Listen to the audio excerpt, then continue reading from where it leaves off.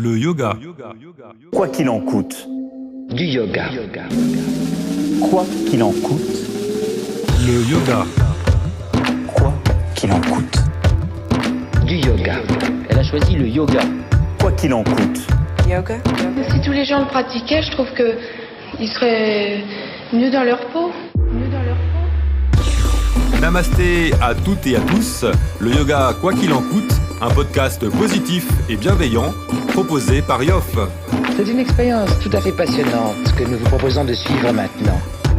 Des interviews de personnes pour qui le yoga est rentré dans leur vie, des méditations, de l'hypnose et des exercices de respiration.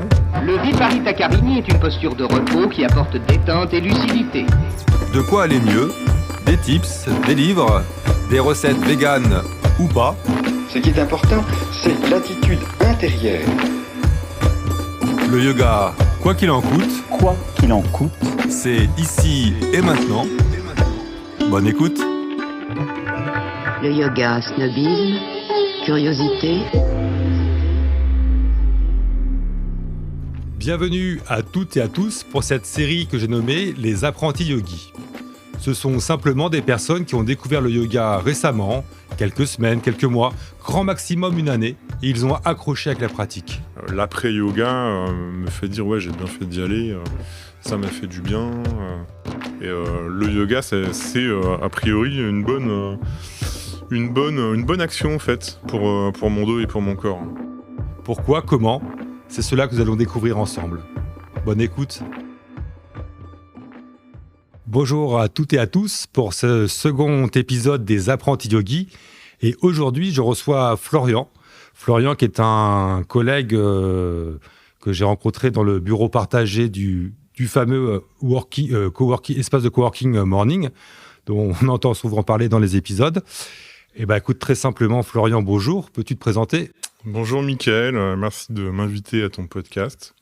Alors oui, comme tu l'as dit, je m'appelle Florian, je travaille avec toi à Morning. J'ai 47 ans. Je travaille depuis quasiment plus de 20 ans maintenant dans le métier de la logistique et du transport. Je suis originaire de Troyes, dans l'Aube. Ça arrive à des gens bien aussi. Et j'ai fait mes études dans la région du Grand Est, Reims, Metz, école de commerce, école logistique, transport. Et dès la fin de mes études, j'ai atterri à Paris pour chercher du travail. Et voilà, j'ai fait pas mal de jobs liés au management d'équipe logistique, transport, orienté beaucoup dans la partie e-commerce, parce que c'est un peu mon cheval ce qui m'anime aujourd'hui. Ça fait déjà une quinzaine d'années que je travaille dans le e-commerce, que je trouve que c'est un environnement qui évolue beaucoup, où il y a une ambiance encore start-up. Et je m'épanouis énormément dans l'entreprise dans laquelle je travaille actuellement, qui s'appelle Facilcom, où je suis associé également, et où je travaille au développement d'une solution technologique pour les e-commerçants. Ok. Et est-ce que tu te définirais comme quelqu'un de sportif ? Alors, je l'ai été quand j'étais ado. Et puis après, j'ai arrêté de l'être pendant au moins 10-15 ans. Et après, vers l'âge de 35 ans, j'ai commencé à m'y remettre. Là, pour le coup, c'était plus difficile. D'accord. Parce que, on va le rappeler toujours, ce principe, ces capsules sont des gens qui ont commencé le yoga depuis peu. Et je suis un peu à l'origine, puisque je t'ai forcé. Je ne pense pas t'avoir forcé, mais je t'ai reproposé de m'accompagner au cours du jeudi, dont on a la chance d'avoir chez Morning. Et toi, donc, je t'ai peut-être proposé une ou deux fois, je pense, avant que tu viennes, je me souviens plus exactement. Dans ton esprit, est-ce que tu avais une image prédéfinie du yoga ? Alors, pour moi, le yoga, c'était avant tout, une zénitude, en fait, un état de vivre, le côté un peu baba cool. J'avais pas du tout appréhendé le côté sportif du yoga, alors qu'en fait, après quelques séances, je me suis aperçu que j'étais complètement explosé après une séance d'1 heure. Et pour moi, c'était vraiment le côté méditation, zénitude que j'avais imaginé, alors qu'en fait, c'est pas que ça. C'est avant tout un exercice sportif, pour moi qui ne le suis pas trop. Et effectivement, après 1 heure de séance, je me sens à la fois rincé et à la fois, apaisé. Ok. Et au-delà du fait que je t'ai proposé, qu'est-ce qui t'a fait venir à ce cours de yoga ? Un peu la curiosité, le fait que j'avais un fantasme sur le yoga qui n'était pas forcément c'est pas ce que j'ai vécu, et puis une opportunité de le faire avec quelqu'un qu'on se connaissait pas trop, mais démarrer un truc et de pouvoir tester à côté, vu que c'est en gros à 10 mètres de mon bureau, c'est aussi l'aspect pratique, à des horaires qui sont assez favorables, entre midi et 2. C'était un test. En gros, c'était plutôt la curiosité qui m'a poussé à tenter de faire une première séance. Ok. Tu as utilisé un terme fort, le terme fantasme, et je reviendrai un peu sur ce que tu as dit. Donc, j'ai quand même l'impression que tu avais une vision très... c'est facile de dire, mais tu n'avais aucune connaissance du yoga. Tu n'avais aucun repère, aucune... c'était vraiment un imaginaire qui était loin de toi, a priori. Oui, quand je disais fantasme, pour moi, c'était l'idée du yoga que j'avais, c'était ce côté zen, méditation. C'est un peu ça que j'allais rechercher, en fait, en allant à cette première séance. Parce que j'ai un métier qui est très stressant, je me déplace beaucoup. Mon entreprise est à Toulouse, 1 semaine par mois, je suis en déplacement à Toulouse. Et du coup, je me dis, le fait de me poser en plein milieu d'une journée, une journée qui est assez bien complète de visio, de réunions, tout un tas de choses, je me suis dit, ça peut être sympa de faire une pause en plein milieu de la journée pour... se retrouver un peu en soi. Donc j'allais dans cette idée de détente et de pause un peu pour se vider la tête, quoi. Mmh. Une pause, est-ce que, et on reviendra plus précisément sur le premier cours, mais une pause, tu t'attendais à quelque chose de précis, à quelque chose de facile, ou tu l'as abordé comme un sport en disant, tiens, limite, je prends une douche après? Alors, au début, la première séance, j'ai le souvenir qu'elle était assez sportive. Et après la séance, j'ai bien transpiré. J'aurais mérité une douche. D'accord. Ce que je veux dire, c'est plus, tu t'attendais à quelque chose de facile, tu y allais plutôt en mode cool, ou non, tu dis, tiens, c'est du sport, il y a 1 heure de sport et je ne sais pas à quoi m'attendre, et potentiellement, ça pourrait être quelque chose de très technique, on va dire. Ah non, je m'attendais à quelque chose de simple, en fait. D'accord. Une séance de méditation, quoi, en fait. Presque. Voilà. Juste, t'aurais fait je 1 heure de m'attendais méditation. pas à transpirer, en fait. Ok. Et à ce moment-là, au plus simple, est-ce que tu peux nous raconter ce premier cours ? Alors, le premier cours, il date d'il y a quelques mois déjà. Ce qui est bien, c'est qu'en fait, il n'y a pas de... On ne se sent pas observé ou on ne se sent pas en compétition avec les autres. Chacun vit sa séance comme il a envie de la vivre. Il n'y a pas de pression, il n'y a pas de compétition. Les gens avec qui j'ai fait la séance étaient très ouverts. Voilà, il n'y avait pas du tout un regard qu'est-ce qu'il fait là, il est débutant. Non, c'était très ouvert. La prof, je ne sais pas si on dit comme ça d'ailleurs. C'était qui ? La prof, je ne me souviens plus. Alors à cette époque, ça peut être soit Gabriel, soit Anna. C'était Anna. Et elle m'a mis à l'aise direct. Tu en as déjà fait. Je lui ai répondu non. Ok, tu vas voir, fais ce que tu peux, etc. Enfin, je me suis pas senti une pression sur le sujet pour faire absolument tout ce qu'on me demandait, exactement comme on me le demandait, sachant que c'était la première fois que j'en faisais, quoi.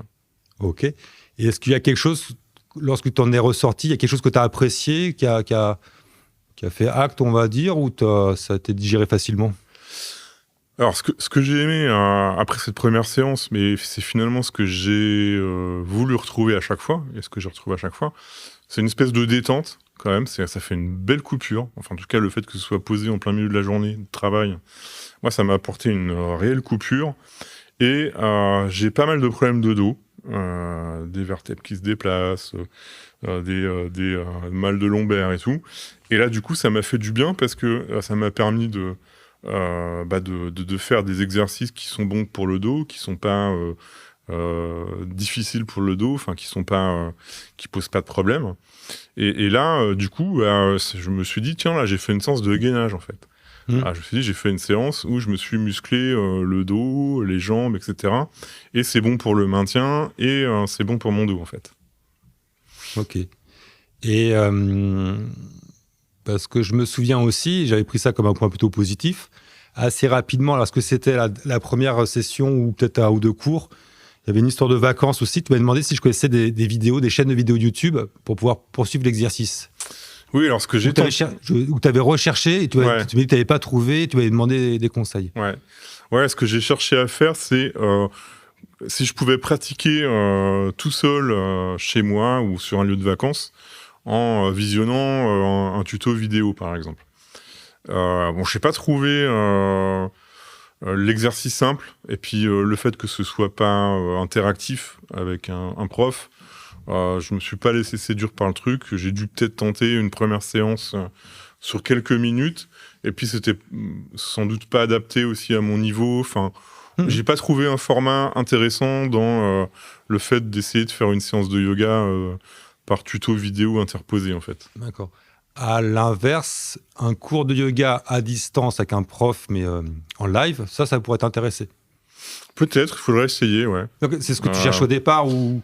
Oui, voilà, l'interaction. Après, bon, je pense que quand on est seul face à sa télé, on est plus enclin à pas faire l'exercice jusqu'au bout ou enfin, ouais, et puis il y a moins d'interaction sociale. Ce qui est aussi bien de faire un sport un peu...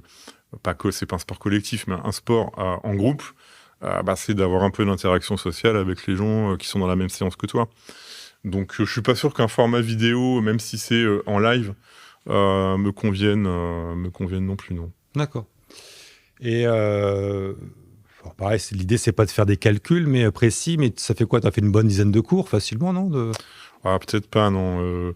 J'ai dû en faire 6 cours. Pas plus. Espacés sur peut-être 6 mois, ouais, facile. D'accord. Et c'est quelque chose que tu as inscrit un peu, quoi. Tu te l'as mis au coin de ta tête, tu vas y revenir ou tu as testé pendant 6 mois, tu dis bon, c'est pas pour moi, au contraire, tu voudrais en faire plus? Non, en fait, pour moi, c'est acté que dès que je suis au bureau, le jeudi entre midi et 2, je m'inscris à la séance de yoga.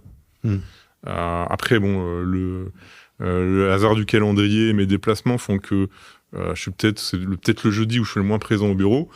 Mais en revanche, dès que je suis présent au bureau, et je le sais, du coup, je bloque mon créneau midi 14 et je m'inscris à la séance de yoga, quoi. Ok. Et tu t'es renseigné sur des cours annexes, quoi, par chez toi ou Non. Ok. Non, je sais que ça existe. Moi, j'habite à Montrouge.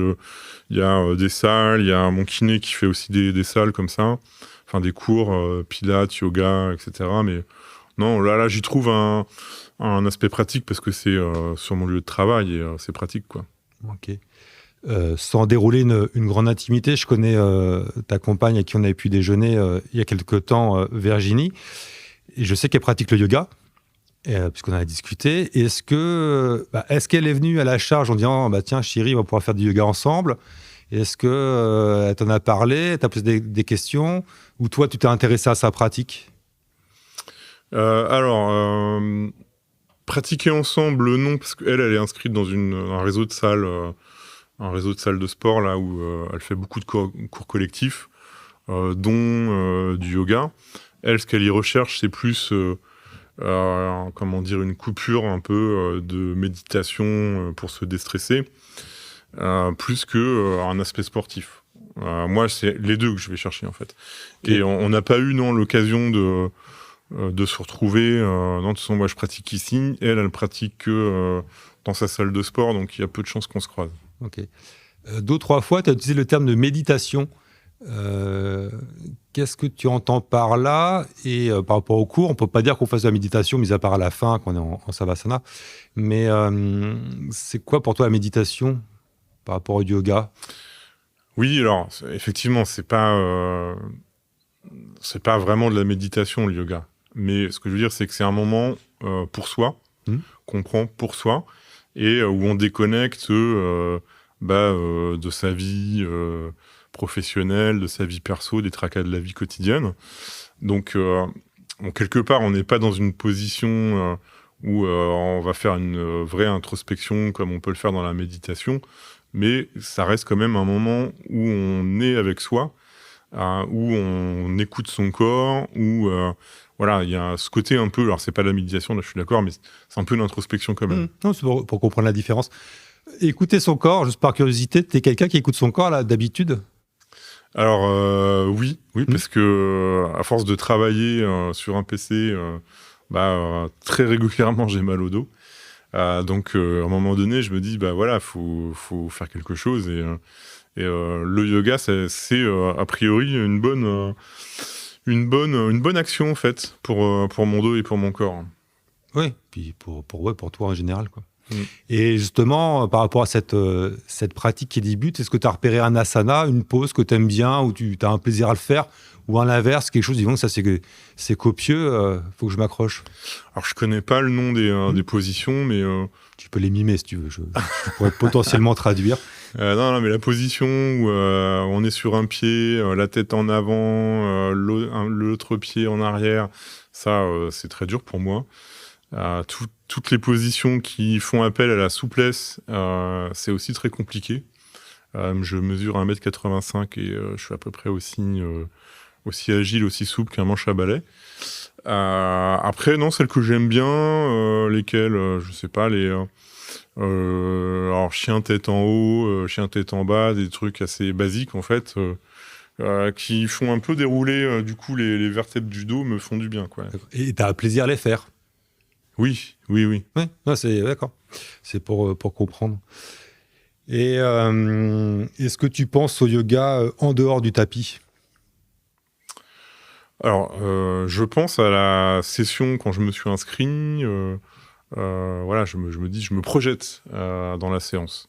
Non, après, c'est pas une de mes préoccupations principales, le yoga. Par contre, voilà. J'ai toujours dans le coin de la tête que le jeudi, si je suis au bureau, il faut que je m'inscrive. Et quand je me suis inscrit, je me projette dans la séance, quoi. Et le week-end, quand tu as fait une séance, tu as une sorte de feedback en disant « c'est cool, j'y suis allé » et tu te sens plus apaisé ou... Généralement... Le bénéfice, est-ce que c'est un bénéfice que tu vois sur le long terme le long terme, peut-être pas jusqu'au week-end, mais au moins... en tout cas, sur la journée, oui... l'après-yoga me fait dire ouais, j'ai bien fait d'y aller, ça m'a fait du bien, j'ai déroulé mon dos, je me suis un peu dépensé, je me suis gainé, je me suis apaisé et généralement, même si c'est speed ensuite, parce qu'il faut enchaîner après la séance, la reprise des réunions, je suis content de l'avoir fait en fait. Et je repars dans de meilleures dispositions que si je ne l'avais pas fait. D'accord, donc tu n'es pas encore accro au yoga, mais ça a pris une petite place dans ta vie. C'est ça, ouais, on peut dire ça, oui. Bientôt le yoga, quoi qu'il en coûte. Bientôt le yoga, quoi qu'il en coûte. Quoi qu'il en coûte. Écoute, moi, Florian, je te remercie beaucoup pour l'échange et avoir répondu à ces quelques questions. Limite, merci aussi de m'avoir accompagné, d'avoir joué le jeu sur les premiers cours, et content surtout que ça te plaise. Est-ce que tu as quelque chose à rajouter par rapport au yoga, ta vie ? Le futur? Non, peut-être un regret de ne pas pouvoir en faire plus souvent. Alors, moi, je pense que le bon tempo, pour moi, ce serait une fois par semaine. Voilà. Je pense que je vais essayer d'être plus assidu dans les prochaines semaines et démarrer l'année 2023 sur une belle démarche de yoga. C'est bien, c'est ça qu'on va entendre. Merci beaucoup, Florian. Merci à toi, Michael. Merci, au revoir. Et voilà, l'épisode 5 des apprentis yogis avec Florian, c'est terminé. J'espère que cet épisode vous a plu. L'après-yoga me fait dire ouais, j'ai bien fait d'y aller, ça m'a fait du bien. Et le yoga, c'est a priori une bonne action en fait pour mon dos et pour mon corps. Vous pouvez nous laisser un commentaire ou un avis sur Apple Podcast ou Google Podcast. Ça nous fera plaisir. À très bientôt.